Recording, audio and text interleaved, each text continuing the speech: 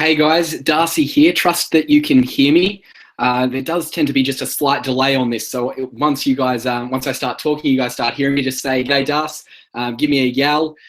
Special shout out to our American viewers that are on the call with us tonight. So most people here are from Melbourne, Australia, Sydney, Australia, but we've actually got some guys all the way from San Antonio that are jumping on the call with us tonight, which is really cool. Huge shout out to them. We'll probably have plenty of Aussies coming through with saying hello to you guys as well. And I want to welcome you here to this webinar. Many of you may have worked with me before. For those of you that haven't, it's very nice to meet you. I'm a sales trainer specializing in what's known as the Tonal Persuasion method. And obviously that's what we're here to learn about tonight.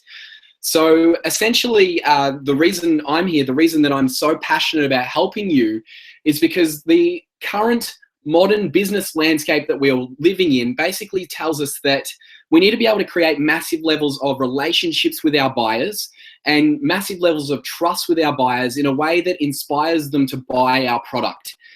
And typically, you guys will know this. If you're on this webinar, you're most likely looking for a way to sell that means that you don't have to revert back to that hard sell, that idea of forcing our product upon people in order to actually make a sale. And you get that. So if you know what I'm talking about, you'll realize that sort of gross feeling that you get in your guts when you need to do something like that. And the truth is that it just doesn't have to be that way in the modern business landscape anymore. And so that's basically what I'm here to teach you. I'm here to teach you how to persuade people into making great buying decisions that mean that not only do they use your product, but they'll love it and then also tell their friends and family about it as well. Not necessarily because of the product, and I'm sure what you are selling is fantastic as well, but it's also the experience that people have when they buy. I trust that you guys can remember a moment in time, perhaps previously, where you've had just a great buying experience with someone. They've really taken care of you. They've recognized your needs. They've asked you basically just the perfect questions all around to make sure that you're completely taken care of as a customer. I can almost guarantee that if you've experienced something like that, the thought of going to anyone else to buy whatever you bought with that person, it doesn't even enter your mind. So us as salespeople, or us as business owners that are selling our own thing, or if we're commission-based salespeople, the idea that we give our buyers such an extraordinary buying experience is what will keep them coming back and ensuring that they bring their friends and family along too. And I trust that that is something you guys want to learn. And every now and then I'm just going to click back and just refresh the questions and things like that in the comments that come on through here. So if that's what happens, then that's essentially what I'm doing, just managing the questions here. So we've got Vanessa. Vanessa, it's great to have you on the call. I've seen you like you've been popping up all over the the Facebook pages and everything like that. It's great to have you on the call. And so let's get stuck into it. Essentially, where I've come from, guys, is I've worked a lot in the personal development industry, sold a lot of coaching sort of stuff. And what I have found is that a lot of the selling methodologies or the concepts that hook into basically why people are making decisions is highly relevant in the personal development field as it is in the buying field and the human decision-making field. And so by being able to converse between the two, I don't even know if that's the right word, I just say converse between the two, being able to maybe traverse between the two, that's probably the word I was looking for, and actually combine them in a way that ensures people are making great decisions. That's what we're actually here to help you with tonight. Now, the Tonal Persuasion method itself it's essentially a live training, and if it's okay with you guys, I'll let you guys know about a bit more about that later on. If that's cool with you, if you want to know more about that, just quickly type a yes in there and we'll go for it later on. But essentially, it's a live training that shows you how to ensure your buyer is creating a great decision for them. And they will never, if you use the Tonal Persuasion method properly, they'll never walk away feeling sold to. They'll feel as though they made a great buying decision. And what you'll often find is that if someone feels that way, they will own the decision and they'll absolutely use your product and service so much more often than if they feel that it was sold to them, if that makes sense, okay? Now, in the modern selling landscape, our buyers are essentially looking for what they can get for nothing. You guys will notice if you're ever on, and this webinar is an example of one, if you're scrolling through Facebook or if you're on social media in general, particularly if you're on your mobile phone, say you're laying in bed at night and you're just on your phone and you're flicking through. I know I stay up all hours doing that. But basically, if you're scrolling on through and something doesn't capture your attention, it's just out of your reality with the flick of your thumb. And so it's never been more possible as a buyer to basically disregard anything that doesn't capture our attention from the start. Because it basically, with the swipe of our thumb or a scroll on the computer, we just get rid of anything that we don't want to pay attention to. So basically, if you are in your own business and you're selling, then you need to be able to say to your buyer, you need to pay attention to me. And the way that you actually do that is you show them ultimate value. You show them premium value in a way that says you need to take notice of me because I'm here to offer you massive value. And if you don't do that, your buyer or your ideal buyer, your potential buyer, will simply just move on to the next person that has decided that they can show that, if that makes sense. I trust that makes sense for you guys, okay? Now, you need a way to give value to your buyers in a way that no other competitor can rise to. And this is, if you guys are taking your notes and you're writing stuff down, this is where the game is played here. You guys want to know what is the knowledge and expertise, or what is the personal quality that you have, particularly if you're the face of your business, or if you are very much in line, if you're congruently aligned with the identity of what it is that you actually sell, so to speak. You want to be able to know, what is my unique selling point as a human being? What is the knowledge and expertise that I have that I can give to others that no one else can do as well as me, or no one does it in the same way that I do it, okay? The important thing is here, it doesn't necessarily need to be better. It just needs to be different. Because at the end of the day, we pay attention to that which is different. It's very deep-seated in our emotional and evolutionary-wise biological thinking, is that we pay attention to those things that snap into our awareness really quick, because we want to know whether it's a threat or whether it's going to help us or hinder us, and the fight or flight kicks in. All of that evolutionary psychology stuff, all that really cool stuff that I actually love. I shouldn't refer to it as just stuff. I've spent my life researching and I absolutely love it, but it's basically that concept. And you need to be able to show your buyer that, hey, you need to continue to pay attention to me because I'm going to continue to give you value. And the way that I'm going to do that is be different from other people that are basically probably, giving you the same thing more or less, okay? Now, I know that there's probably a number of coaches on this call. I think that seeing the registration list, there was a number of people I saw in the coaching industry that are on this call. Basically, you guys need to decide what is your unique selling point that you can offer that no one else can. Where's the knowledge and the expertise come in that you can deliver with your own unique value, okay? Point number one. If you've got a pen and paper, write that down, guys. Or if you don't take notes, just make sure that you remember that one because it's highly important. Just flicking back to manage the questions here. A few coming through. Okay, let's go. Questions are coming through. They are working. That's fantastic. So I've just got heaps of hey Dusty, and we've got lots of yes pleases. That's awesome. Coming through. Hey Maureen, great to have you on the call as well. Frank says, never has the buyer had so much power to say, impress me. That's so true, Frank. Really well said, man. I love it. Okay, so flicking back here, what you want to be aware of, okay, is the 3 reasons that your buyers aren't buying from you, okay? There's 3 main reasons. Now, knowing this is going to be able to set you up, not necessarily to have to force the hard sell on your buyer, but it's going to be able to set you up to ensure that they're making a great decision with you, okay? What you want to know is that if they aren't buying from you, it's for 3 reasons, particularly if it's one of the first times that you've actually made contact with them, okay? The first one is that they don't see you as a trusted advisor, or they don't see you as an authority on the concept, the strategy, the process, the product, the service, the idea. They don't see you as a trusted advisor on that factor. This will most likely happen when, if you're say if you've got a sales team working for you and they're a new one, particularly a shout out to those American guys that I was chatting about earlier. You guys, hope you guys are loving the call. But essentially, if you are essentially if you're American, essentially if you are new to the product or service and you're out there calling new people and they've never met you before, the major reason they won't buy is because they don't have any reason to trust you yet, okay? We're about to give them a reason, but one of the main reasons they won't buy yet is because they don't see you as a trusted advisor or as an authority, okay? Perfect is, we will do anything, guys. We will do anything that an authority in the right position is basically telling us to do. If a policeman pulls you over, you're damn right you pull over. You know, if a doctor tells you that there's a certain disease that needs to be taken care of, you believe them 100%. You don't even question it, okay? So if you're in a trusted advisor position as a salesperson and you tell someone to make a decision, if they see you as an authority enough, you can be damn sure that they'll actually move forward with that decision, and they'll feel great about it. They'll feel as though it's a great decision to move forward with because it came from an authority. Cool?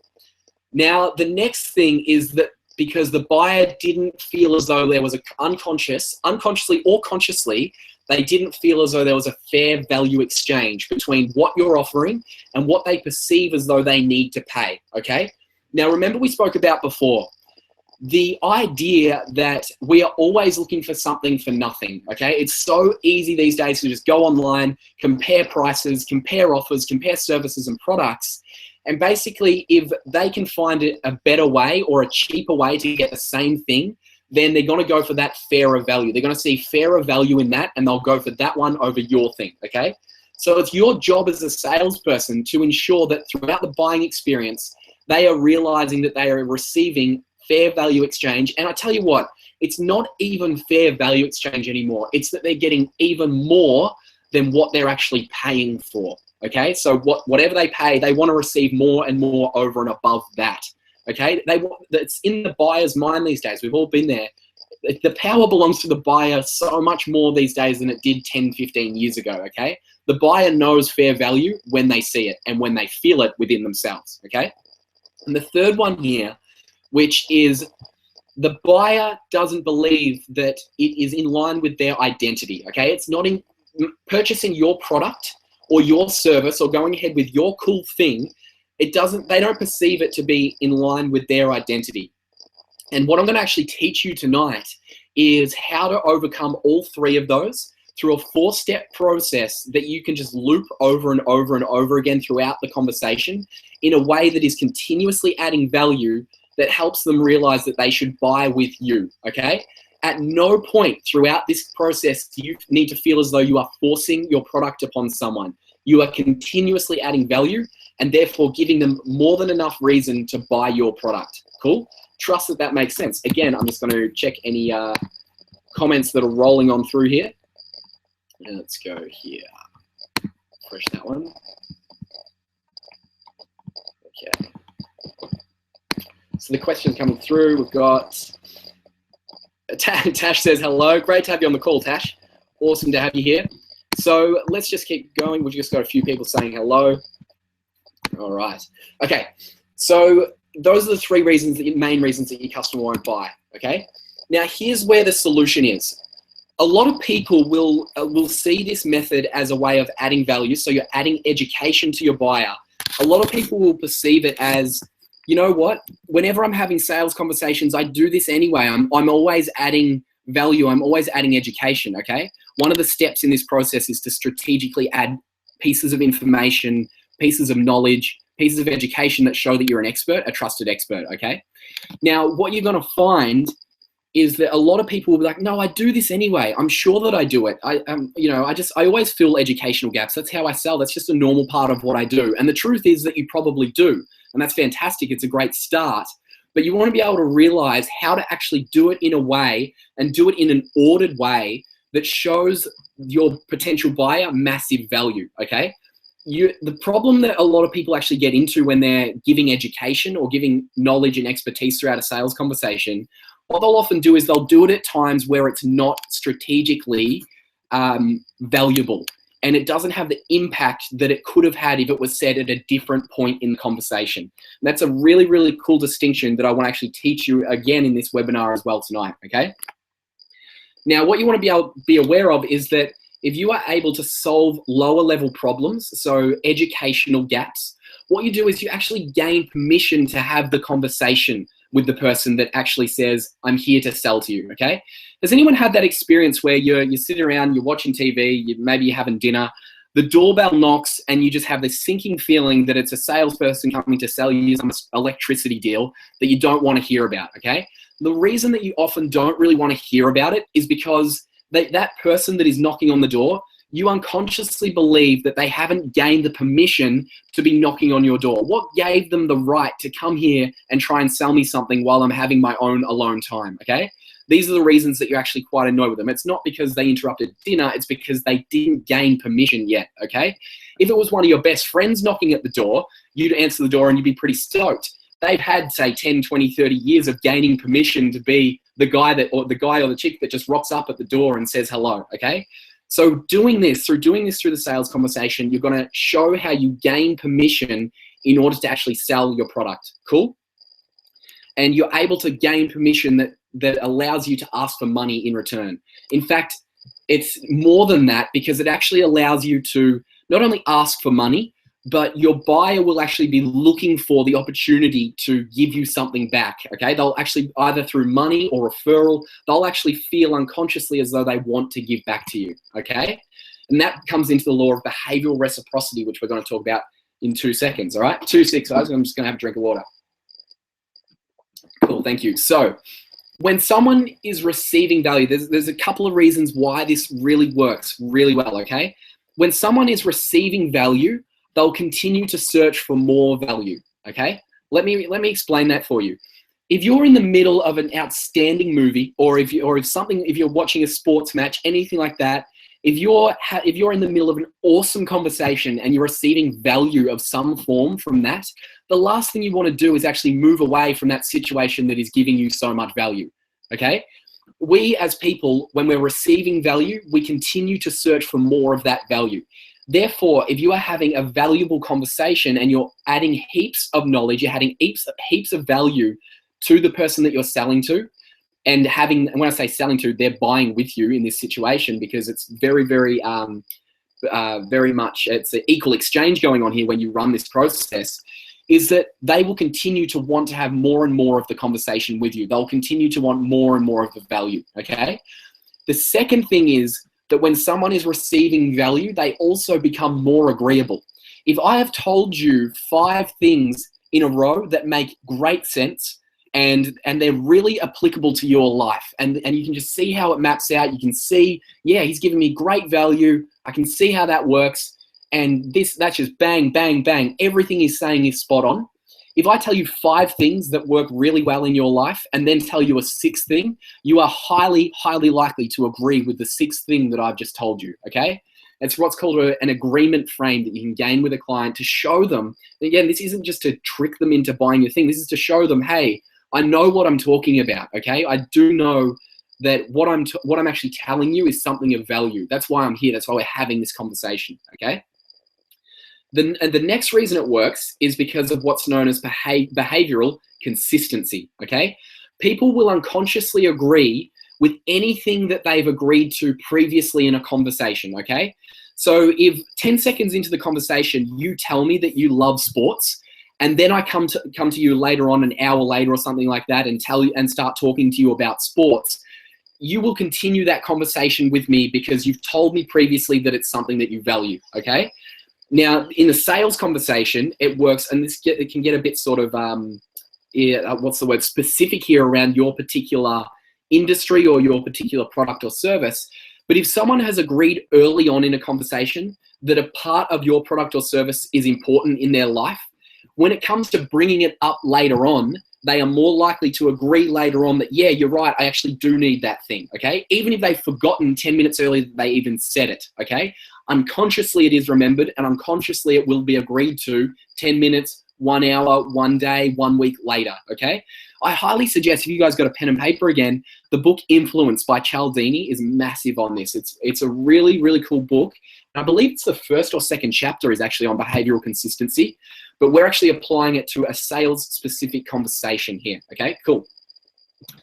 The Behavioral Reciprocity Act as well, also something from Cialdini, he touches on it as well, is the idea that people are obliged to return a favor that has been given to them previously, okay? Now, here's the thing. If you are adding massive value to someone and you are giving them gold after gold after gold of educational pieces, you're filling gaps for them, and you're doing it in a manner that is according to this step-by-step process that is ensuring you're doing it at the right times of the conversation, people will feel obliged to return the favor, okay? If I've given you massive value, you will feel the need to either well, basically you will repay that value either through actually buying a product, or you refer a friend or a family, anything like that, anything to make it back up unconsciously. And people do this without even actually realizing that they're doing it, okay? Because us as people, we're herd animals. We have a herd mentality. We have a tribal mentality that says, if someone looks after me, I'm going to look after them. Once again, very deep-seated in our emotional, biological, and evolutionary biases that have been with us for tens, hundreds of thousands of years, okay? Once again, just going to check back on these questions that are flooding through. 2 ticks, guys. Cool. All right.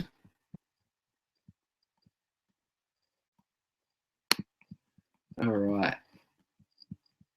Just refresh this page here for you guys. So I trust that this is making sense. Now, if you do have any questions, just continue to send them on through. I know that I'm talking a lot. It's giving you a lot of information, giving you a lot of value, but the best thing to do is actually just keep asking the questions, okay? And they are flooding on through, okay? Monty, great. Monty, great to have you on the call as well. Stevens, cool. Steven says, so that building a relationship, is that the only way to make a sale? At the end of the day, it's got a lot to do with the idea of the relationship can contain the sale, but the sale, you know, it's not made without a relationship, okay? Trust that makes sense. And we've got, what happens if I solve their issue and then they don't buy? Should I leave them wanting? I'm about to actually get through to that in the process for you as well. Really cool question there, man. Like it. All right. Next one. Moving on through. Okay, so what you want to know is the big how, okay? The 4 steps to actually how this actually works, okay? What you want to do is find a gap that can be filled with knowledge. This is your step 1, okay? Find a gap that can be filled with knowledge alone, your knowledge and expertise alone. Now, this means basically that it is a gap that can be filled that doesn't rely on them buying or purchasing a product or service in order to solve the problem just yet, okay? That's not what we're here to do just yet, okay?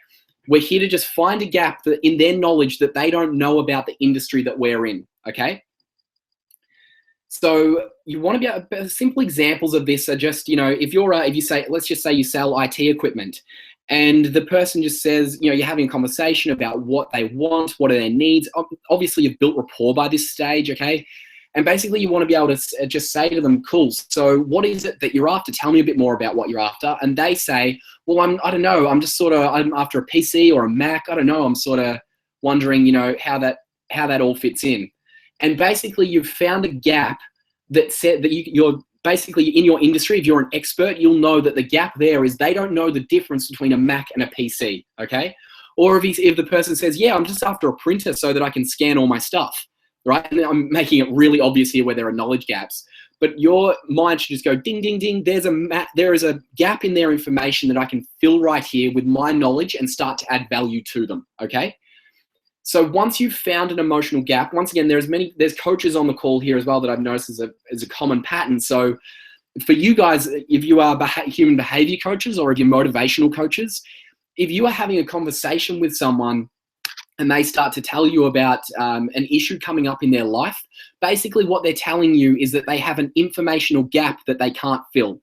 They don't know how to fill this gap yet, okay? And so, because if they did, then they'd be more motivated, or they'd overcome that challenge that they're having, all right?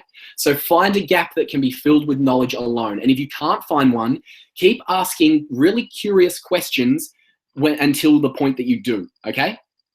The next step is to build emotional experience around the problem, okay? Build emotional experience around the idea that they don't necessarily know what they're talking about. Like, that's not necessarily what you want to tell them. That's the mindset you want to be in with this.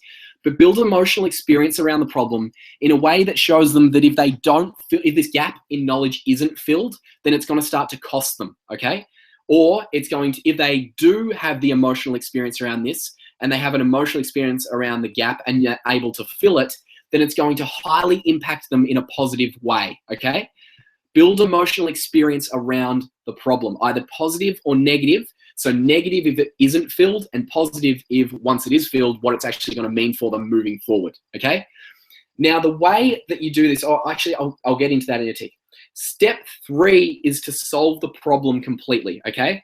Now, this is where it differs from traditional sales trainings that might tell you to sell at people, get them over the line, just build the emotion and just then present the product and you'll get them over the line, okay? Now, what's going to happen is that instead of actually doing that, instead of forcing your product onto people then, so they've found a gap, they're feeling emotional about it, then you go, hey, you better buy my product or else you're going to continue to feel emotionally involved that way where, perhaps if it's a negative way or anything like this. You want to actually go ahead and solve the problem for them completely. You actually want to solve the gap with your knowledge in a way that says, hey, I see that you had a knowledge gap there. I see that it's actually going to start to affect you if you don't overcome this. I tell you what, here's the entire solution for you right here, okay? Because here's the thing. If someone is going into, say, a computer store or they're having a sales conversation or if the person knows that you're there to sell to them, essentially what they're waiting for is your pitch. They're sitting there waiting for, okay, when is this person going to actually ask me for the money?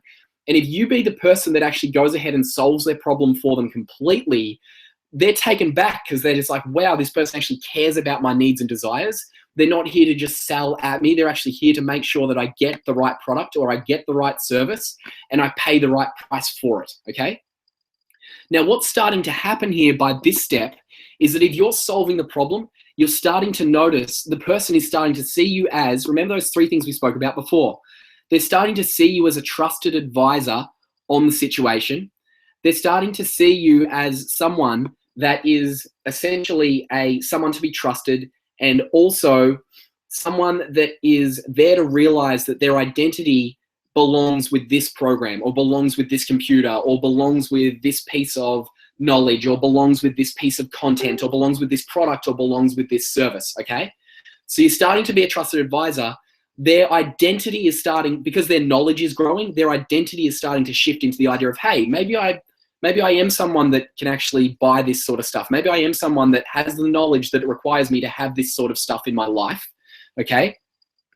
And basically they are starting to realize now as well that you are starting to give them more value. So unconsciously, they are starting to ascribe to you, when I'm with this person, I'm receiving more and more value, okay? So when it comes to actually asking for the money, when that part of the conversation comes up, if the computer that they were buying or the program that they were buying, or to the American guys, if it's the advertising, if that's what you're selling and it comes to actually paying for that, they realize that, okay, cool. Unconsciously, they start to decide, I received a hell of a lot of value from this guy and paying this price for whatever this person is selling. Yeah, that's actually a pretty good price. I like that deal. Now, they aren't thinking that, they're not thinking that consciously. It's more of an unconscious process that they start to go to the back of their mind and start to solve for themselves while they're having the conversation with you, okay? Trust that makes sense. Now, by step 3, you've also gotten to the point where you can solve the problem for them completely. And also now you've gained permission to continue having the conversation, okay? You've gained the permission we spoke about before. You're no longer the guy at the door, knocking at the door trying to sell electricity. You're now starting to be a trusted advisor and a friend that should be listened to, okay? Pretty cool stuff, isn't it? When you start to realize, okay, this person's starting to listen to me, or if you're the buyer, you start to realize, hey, this person is someone that I can really trust with any sort of problem that I've got. I'll ask them the question, they'll solve it, they're here to help me, okay? Really cool stuff. Step 4, and this comes perhaps, a little later on in the conversation. Step 4 is finding ways to link it to the higher value product or service that you always wanted to sell all along, okay? So instead of, I'm just going to sell you this piece of knowledge and expertise that I have, now you've earned the right to say to them, look, if this is what you're after, and now that I've given you this knowledge and expertise, and this is the direction you want to head with that in mind, then what I want you to know is that this value, this product or service, this is probably what is going to be best for you to achieve those goals. And the person sitting there thinking, yeah, it all makes sense. I've got the new knowledge now. This person is a trusted advisor. They know what they're talking about. I feel as though I've been taken care of. I had an emotional experience before, unconsciously, that made me scared or made me excited. And then they solved that for me. They're a trusted advisor. He or she is probably right about moving forward with this next piece of bigger purchase, okay? Trust that that is making sense. That's the 4 steps as an overall process to it all. I'm just going to refresh the questions here. So it's a 4-step process, and the thing is that you guys, you can do this over and over and over again. This can basically repeat itself. If you, throughout the conversation, you can repeat this process more than once. I strongly suggest doing it 8 to 10 times throughout a whole conversation, yeah? Frank says, caring builds trust. That's exactly right, okay? Maureen says, Charles says, I'm loving this. Awesome. Robert says, I'm loving this as well. Maureen says, is this the gap also the pain point? Yes, Maureen, it can be. Really, I get what you mean. So the gap in their knowledge or the gap in their education can be the pain point that you can say, hey, looks like this is going to cost you a bit if I don't actually help you with this right now. So can I actually, help you with this, give you this piece of information that will solve this problem for you? Of course they're going to say yes, and then you place yourself as a trusted advisor. Really good question. Maureen has also asked, what do you do if they ask, what are you selling / how much does it cost before you're ready to go to step 4? Let me just put that in a map for myself, Maureen. Okay, so what are you selling / how much does it cost before you're ready to go to step 4? Okay, cool. If these are the types of questions that people are asking more early on, particularly as I know that you're a coach. So if you're looking to sell a coaching program, if they basically ask you how much does it cost, there are ways around this, and I'll actually teach you this personally. I'm actually going to, I'll actually offer this to you at the end of the call on how to actually overcome this for your specific program. But there are ways around actually, like people will actually ask the cost really early on in a conversation. It actually happens a lot. And there are specific language patterns that we can implement to show them that the cost is actually not the important part at the moment. Because I tell you what, if they ask how much it costs and you just give it straight to them, chances are every time they won't buy because you haven't given them a reason to yet. You haven't given them a reason to trust you. You haven't given them a reason to believe that you're there to add value. And so if they're buying and selling on cost, then you'll also lose a lot of sales on the cost of your price as well, okay? The cost of your program. And I'll actually teach you how to do that later on. As I said, I'll let you know a really good option there, Moors. Really good question though. Okay, let's go. Back to, I just have to switch between my slides here, guys. That's why it takes a little bit. Next one, okay? So back here, and that's the helicopter ride over it all. Step 1, let's go back to it here. So we'll go through it once more so that you can really nail this and start implementing it in your sales conversation straight away, okay? First part is we begin by getting to a point in the conversation that our buyer has a knowledge gap around, okay? Find a knowledge gap. Start asking questions, easy questions where you're just like, hey, cool. So I'm just curious. So what are you here for? What are you after? What's the gap that you're having? What problem do you need solved? Find out about their gaps, their goals, their desires, okay? Just get to a point in the conversation where they realize that they have a knowledge gap. And it'll be really obvious. They'll either just tell you straight out, yeah, good question. Look, I don't know. I haven't really thought about that yet, okay? The key here is curiosity. Curiosity is massive here. The more questions that you can ask, the more they will feel cared for and the more they'll realize that you're there to find and fill their need. Cool? Third thing is that it must be a knowledge gap that if it were solved would save them both significant time, money, or both. Okay? Now, the reason this is so important, it'll either make them money or it'll save them money, or it'll give them time or it'll save them time. Those two are sort of the same thing. Time is a funny thing, huh? So basically what you want to be able to do is to show them that if you do go with my cool thing, if you buy with me, I'm actually going to show you great ways that you'll make your return on investment, either through time or money, okay? Because that justifies anything to do with the price of your product. And this actually will help you out more with what you were asking before. It will help you out significantly when it comes to the cost of the thing, because not only are you showing them that they're also already receiving value, so unconsciously they're like, cool, good product, I'm in. But you'll also go on to show them that, yeah, also if you buy it, there's very high chances that you're going to make your money back and then some as well, okay? Really important when it comes to people that, particularly if you do find yourself having the conversation a lot on cost, if it goes to that a lot early, okay? Now, remember, step 2 is to build the emotion.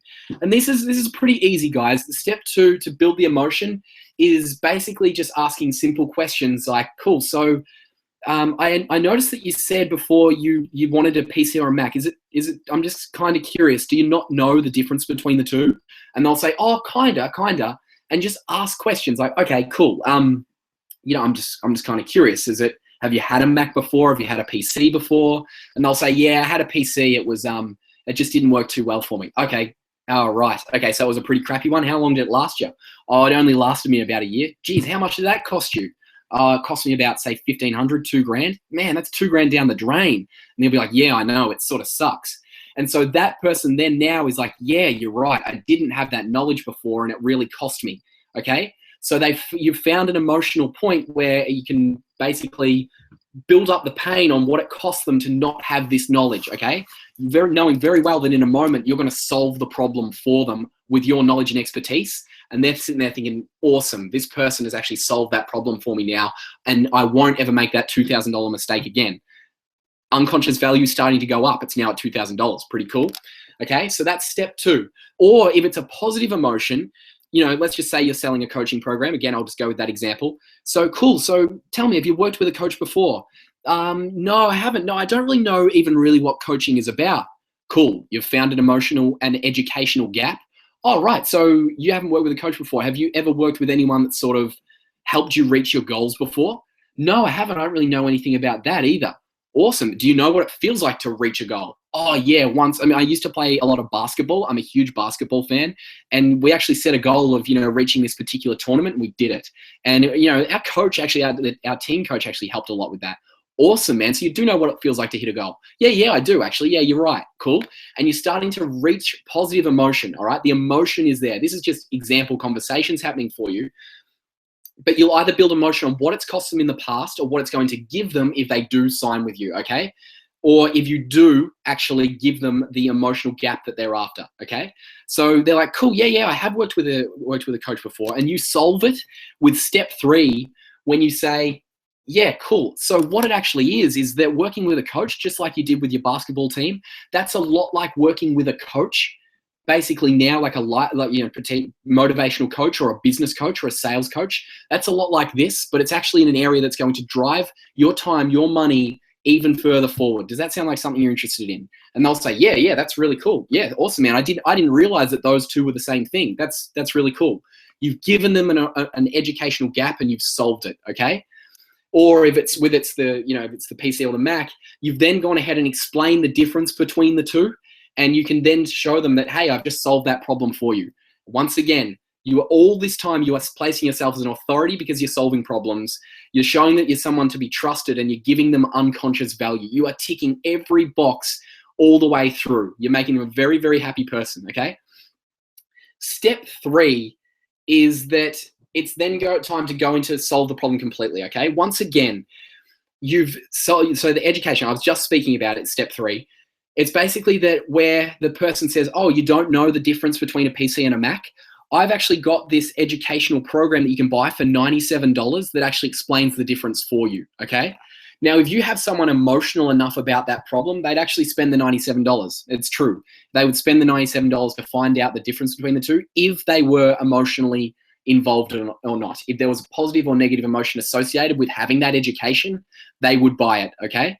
But no, you're going to step in and you're going to actually be the person that solves the problem for them there and then, okay? You solve it for them and they just go, wow, man, you actually care about me. That's awesome. Thank you. Okay, I have that education. Thank you. I'm ready to make a decision now. Cool.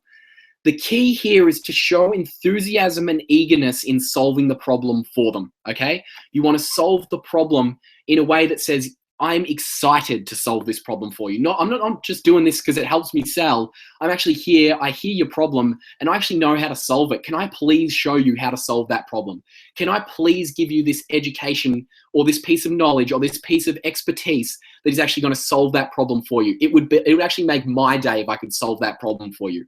You don't actually say these things, of course, but you show eagerness and enthusiasm in a way that shows, dude, I'm here for you. I actually want to help you with this educational gap. Cool? Trust that is making sense. Okay?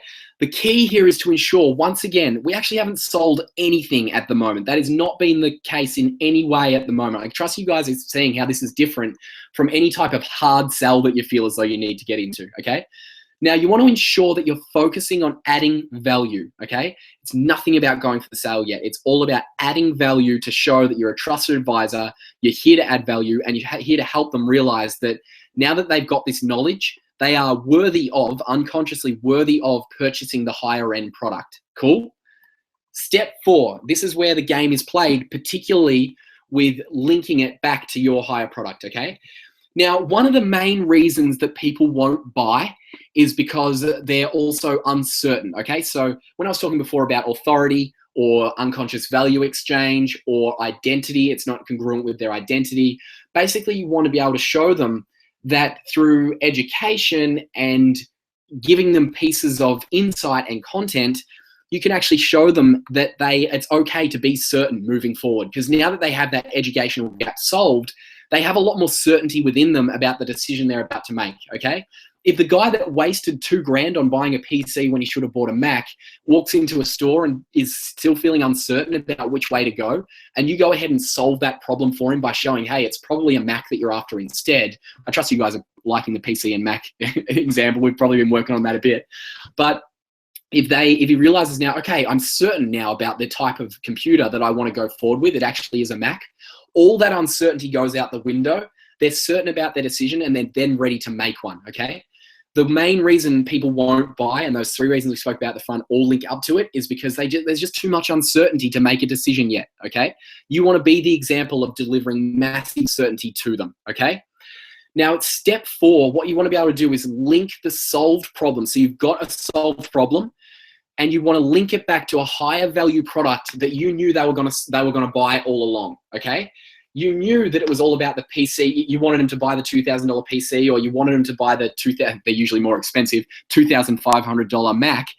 So you knew that was what they were going to buy all along, and it's time to actually link it back up to, okay, cool. Sounds like a Mac that we're actually going to move forward with. How about we take a look at a couple, okay? And then it's a matter of which Mac do they buy, not do I buy, yes or no, okay? They're definitely going to make a decision. They're definitely going to be spending money with you today. It's just a matter of which product they actually buy. Pretty cool. So the key here is knowing how to smoothly and effortlessly transition from one conversation to the next, okay? The contrast here for you is typically when people will say, you know, cool, so I've solved that problem for you. This, you know, that now that you've got that education, okay, which Mac do you want to buy? And the guy's sitting there and he goes, oh, okay, so this was a sales conversation all along. I thought that you were a trusted advisor. I thought that you cared about me. And now it's just so obvious that you were just here to just sell something to me all along. Man, I feel betrayed. I actually will feel betrayed if you don't know how to transition from one conversation to the next, okay? The proper way to do it would just be like, yeah, cool, man. So it's probably a Mac that you're after, okay? How about we take a look at those? Okay, and it's really easy, it's really flowy, it's just a simple question of how about we take a look at them? Oh, okay, or awesome, man. So it sounds like it is a Mac that you are after. They're actually over here, they're in actually this corner of the store. How about we take a look at them? And the guy says, yeah, cool, I'll take a look. And then the conversation continues from there, okay? Compare all of this that I've just covered with you, compare all of that to the contrast of the guy walks into the store and you say back to them, hey, which computer would you like to buy today? Yeah, there's just steps that need to go in place that say essentially, yeah, you're right. Okay, this as instead of actually just being someone here to sell, this person actually cares about me. And that is the ultimate type of person that we want to buy from. Now, what will happen if you can solve this problem for them, if you can solve these ideas, you'll consistently have these buyers coming back to you because you'll be placed as an authority in their mind. So when their computer breaks down, guess who they're going to come straight back to? Or if you're a coach, if they've got some sort of motivational issue they need a hand with, guess who they're going to call straight away? You know, if you sell advertising and they received a great experience previously and they want to work back into that field, guess who they're going to call straight away? It's the person that's given them value before, because remember, we continue to want more value when we've already received a lot of it, okay? Now, here's an extra thing that I'm thinking about adding this onto this for you. It's actually the idea of behavioral consistency throughout a sales conversation, okay? Now, throughout steps 1, 2, and 3, I just want to basically clarify this for you again, okay? Throughout steps 1, 2, and 3, whilst you are adding massive value, ensure that they realize that throughout the conversation, that once they have that knowledge, you need to actually commend them for it, or not necessarily like, blow steam, like what's the word? Blow wind up their ass or something like that. But it's not necessarily like that. It's basically just like, yeah, cool. So you get the difference. Do you get the difference now between a PC and Mac? Do you see also how having a basketball coach when you were younger is kind of exactly like having a motivational coach now? Do you get that? And they'll start to say, yeah, I do. I get that. Thank you very much. You always want to check in, because once they can actually language, yes, I do get it, that what they're essentially saying is, yes, that is now part of my identity. Yes, that is now who I am, okay? And it is highly powerful when they actually say out loud. You actually want to get them to say out loud, yes, that makes sense to me, okay? Yes, I do get that. Yes, that is part of my identity. That isn't what you get them to say at the end, that identity thing, but it's basically what they're implying, okay? And that's throughout steps 1, 2, and 3. It's important to actually get them to say that, okay? Because when it comes back to actually making making the sale with the product or the service, what you're able to do is present your product to them, and they're going to be sitting there listening to it thinking, yes, I'm worthy of having this conversation. I do know what I'm talking about now. I do have the consistency. I have the certainty within me that says, yes, okay, I'm ready to have this conversation. I'm ready to decide which Mac I want to buy. Not, I'm really uncertain about whether I need a new PC or a new Mac, or whether I even want to buy anything today. Cool? Trust that makes sense. Just going to quickly check on these questions coming through. Refreshing here. All right. Whoa, lots of questions. Okay. I'll go through these. Let's bring them on through. Okay, this is massive. All right. Frank says, I think a huge part of building that trust is speaking to them in a language they understand, not using scary language, so to speak. Absolutely. This is the thing. If you're an expert in your field, really, this is a really good comment, Frank. If you're an expert in your field, what you want to be aware of is that you most likely know so much more than your prospective buyer. And it can be a thing common in sales that when you realize that you know a lot about your field, you can sometimes forget that the rest of the world doesn't know as much as you do. Has anyone ever had that experience? You can start to realize that, yeah, okay, I get you. So what I'm going to do is I'm going to solve this problem for you. And you quite often, you can start to use language that is jargonish, and it's industry specific language that everyone in your industry gets, but someone that is cold to your product or service doesn't necessarily get. So make sure you are speaking to them on their language and their level in a way that ensures that they get it, not in a way that just makes you look smart. Okay, cool. Really good question, Frank. I love that. Okay. Coming on through. Tash says, if I'm selling a specific program, do I need to make up some other options to look at? Tash, I would highly suggest it. Either have other options to look at, or if you have one program, have multiple payment options in order to pay it off. Cool. Again, I'm going to have an offer at the end of this webinar that will help you exactly with that. So feel free to take advantage of that. You'll see exactly what I mean in around about, say, 10 minutes time. Moore says, solving the problem is awesome and different from anything else I thought. E.g., just give them a part of the solution. It builds trust. Yeah, absolutely. And that's the thing, Moore. Really good comment, Moore. What you want to be able to do is, as a salesperson, as a professional salesperson, what you want to be able to do is constantly be the example of someone that is solving problems for people, okay? Anytime you write a blog, ensure that it solves a problem. Anytime you post a video, ensure that it solves a problem. Anytime that you're in a sales conversation, ensure that you're solving problems. That is what you get paid to do. That's what your product or service is there to do. Cool? All right, back to it. Loving it. Really good comments and questions coming through, guys. So the result of all of this, and we've spoken about this throughout the conversation, is that the result of all of this is that the salesperson now, you as a salesperson, you're now placed as an authority and a trusted advisor in the buyer's mind, okay? And the buyer now unconsciously associates you with higher and higher levels of value, okay? So when it comes to ask for money, unconsciously, they believe they've received more value than the asking price of your product or service. How cool is that, yeah? Now, also, if you've built consistency within the conversation, if you've ensured that they've said out loud, yeah, I get that. Yep, that makes sense. Yep, I understand. That's really cool. Thank you very much. Yep, I get it. They are deciding now that basically that knowledge is congruent with their identity, okay? So the 3 reasons that people weren't buying from you originally, they are now out of the window. They don't matter anymore, and they can no longer be a reason not to buy. So all that it takes when you get to that step 4 of asking, like, cool, so how does that all sitting with you? Or how would you like to move forward? What are you thinking? How are we doing? How would you like to move forward with this? They no longer can have that feeling of like incongruency, or they can't feel as though they can't trust you. They can't feel as though the value for money isn't there. So they kind of don't have any reason to say no anymore. And they're sitting there going, yeah, it looks like a really great idea. It looks like a great deal. You look like you know what you're talking about. You look like someone that I can absolutely buy from and will get great value from. Okay? Now, once again, if you do this 4-step process, you don't just do this once throughout the conversation. The more you do it, the more these results are seen as a result of doing that process. That just made no sense, that sentence just then.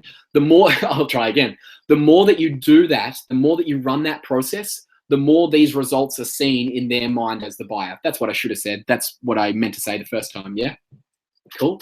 So the conversation continues as per normal after you do these 4 steps. It's not, okay, I'm at the end of step 4. I hope that they buy now. It's just, cool, that was just a little 4-step thing that I did that is now placing me unconsciously as a trusted advisor, fair value giver, consistency giver. And it can take this 4-step process. It can take 1 minute, it can take 10 minutes, might take 20 minutes if you need to go find out some information from someone else. And you might do it 2, 3, 4, 5 times in the same conversation, 10 times in the same conversation if you really feel like it. And consciously and constantly you are adding value, okay? Now, a step here is that the more emotion that you build at step 2 around them having an educational gap, the more emotion built at step 2, the more the value the buyer will feel as a result of being with you, okay?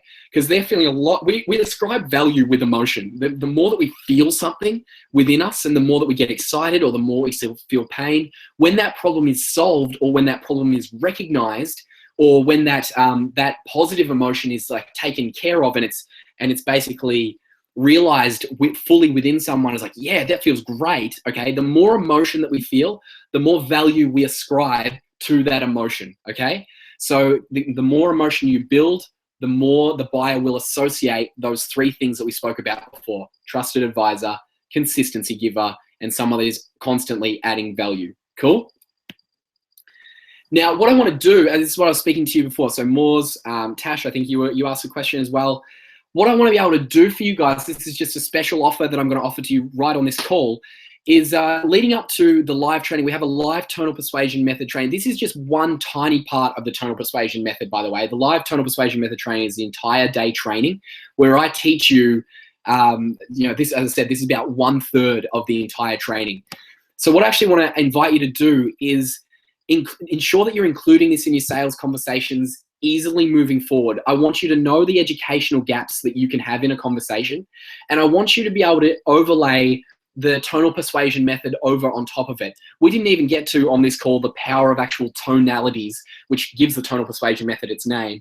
The tonalities that you can actually introduce into a sales conversation to completely supercharge this whole process.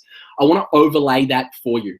So what I want to invite you to do is just email me personally. That's my personal email address. So it's just darcy@tonalpersuasionmethod.com. So it's DARCY at TONALPERSUASIONMETHOD.com, tonalpersuasionmethod.com, with count me in. And just make that like the subject line or something like that. And then in the email, just write count me in as well. And I'll get in touch with you personally. What I want to do is actually work with you for 20 minutes to ensure that you have this like knocked down. It's in your grasp. You can go ahead and use it straight away in the next sales conversation with complete clarity, complete certainty, okay? Now, again, I sent out an email earlier in this week for a similar thing. And if we went forward with this, I said in the email, we'd be basically working until Christmas. So I am going to limit it to 10 places. And I've just had an email come through already. Someone was very quick. So that's darcy@tonalpersuasionmethod.com. Count me in. We'll work for 20 minutes together and we'll absolutely smash it out for you.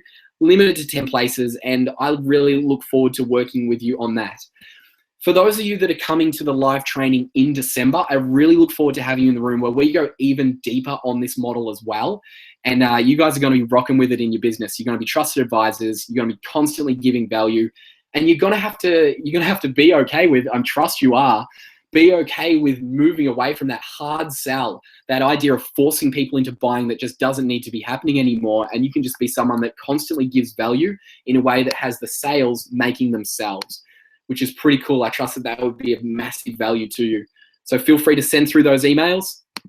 I'm just quickly checking questions again.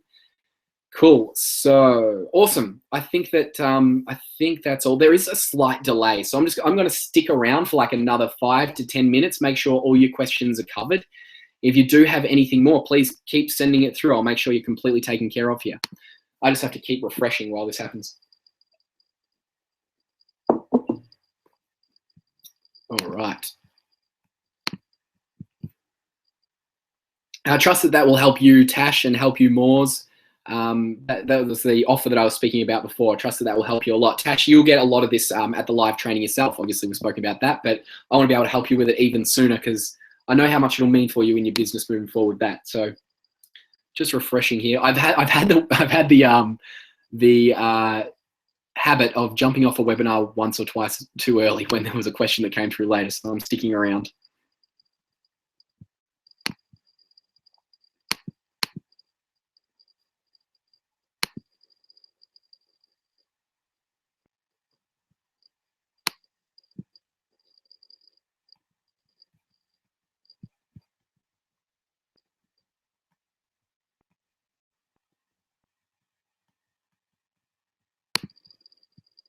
All right, keep them coming through.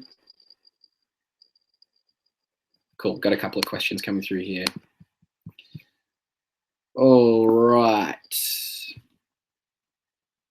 Cool.